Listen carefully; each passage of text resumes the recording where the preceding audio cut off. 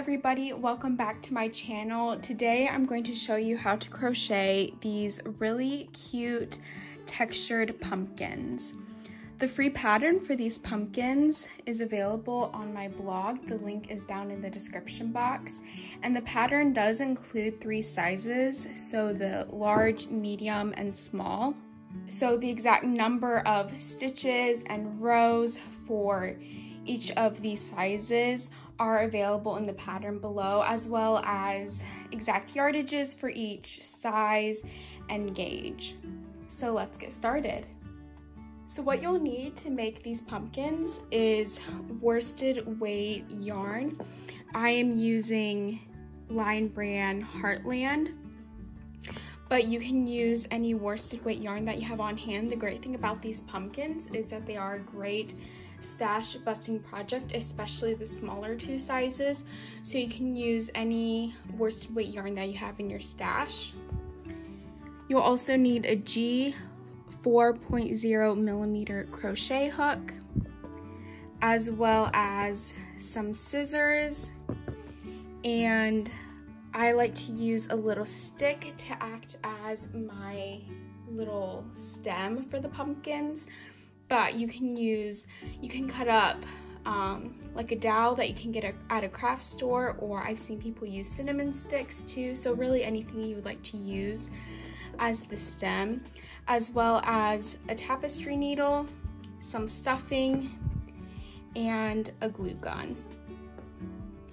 To begin, you're going to want to start by making a slip knot, and for these you're going to want to leave about a 12-inch tail because you will use this tail to cinch the bottom of the pumpkin. So make a slip knot leaving that long tail, and since I'm making the small pumpkin, I'm going to start by chaining 31.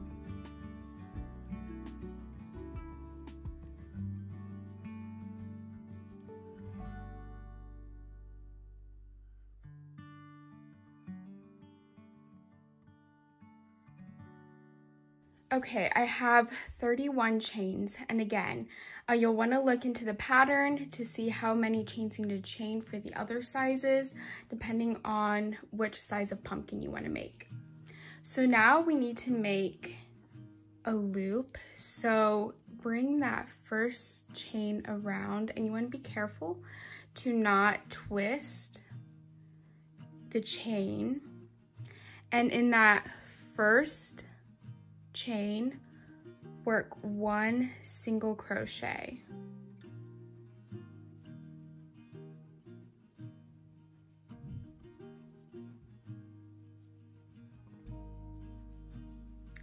Okay, so you have joined the chains to make a circle. Now in that next stitch, work 1 triple crochet.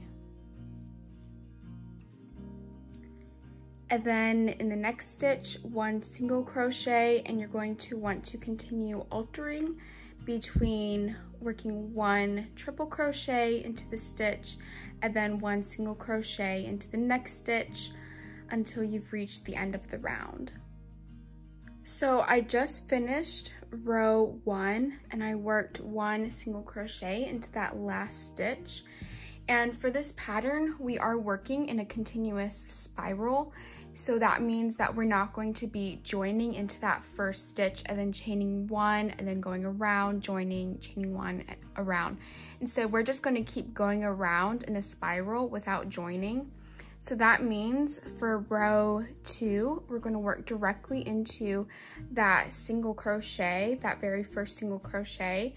So we're going to work 1 triple crochet into that first stitch, and then again this time we're altering between 1 triple crochet and 1 single crochet. So something you want to note is every time you're working a single crochet, you want to make sure that you're working into the stitch that is a triple crochet from the last round, and when you're working a triple crochet, you want to make sure you're working that into a single crochet from the previous round. And when working in a continuous spiral, a lot of people do like to put a stitch marker into that first stitch of the round just to keep track of the rows. And normally I would do this, but because this is such a small project and with the seaming and stuff, you can't really tell if you're off a stitch or two. I just like to eyeball it. And I do this by referring to this tail. So every time I come around and my stitch lines up with this tail up here, then I know that I'm starting a new round. So I just finished row 2, and I'm going to keep going around altering between 1 single crochet and 1 triple crochet until I have a total of 12 rounds. So the next step is to flip the pumpkin inside out, and this side that has all of the texture on it is going to become the right side of the pumpkin.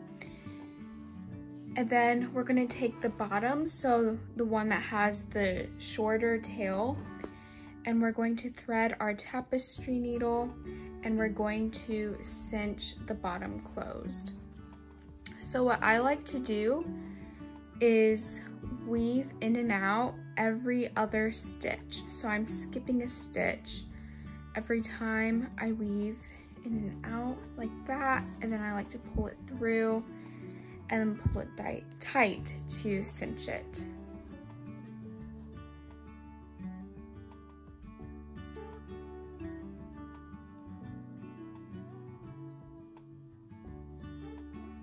Okay, so I'm back around to the beginning, and I'm just going to keep going around and cinching it until I have closed the hole. Just pull that tight. Okay, I'm gonna go one more time around.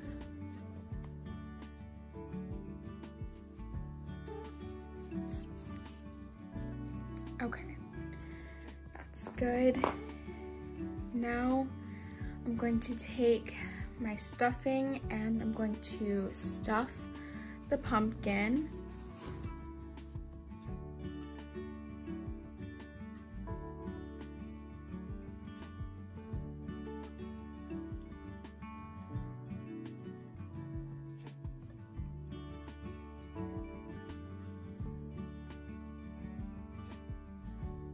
So now once you have all the stuffing that you want in there, now I'm going to close the top.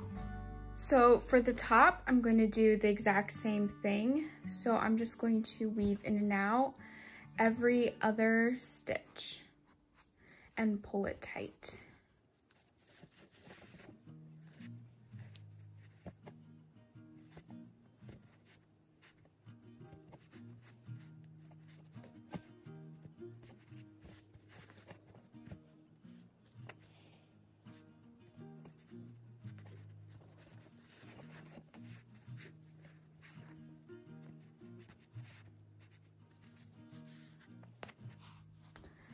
Okay, you do want to be careful that you don't pull it all the way closed, because we do need to leave a hole so then we can put the stem in. So now, once we're good with the hole up here, we're going to start making like those shallow ridges. So what you're going to do is take the yarn, wrap it around. So we're at the bottom of the pumpkin, and you're going to take your needle and stick it through the middle and pull it up through the top. And then you're going to pull that tight just so then it cinches it in and gives it that look that the pumpkins have. So now what I like to do is right directly across from where we just made that ridge, do another one on this side, and again the same thing, kind of place this where you want it, stick the needle through the bottom and pull it through the top, and then pull it tight. And you can always adjust the yarn too. So now we have one on either side, and I like to do a total of 6. So I like to do one more here, one more here, and then I'll flip it around and do one here and one here.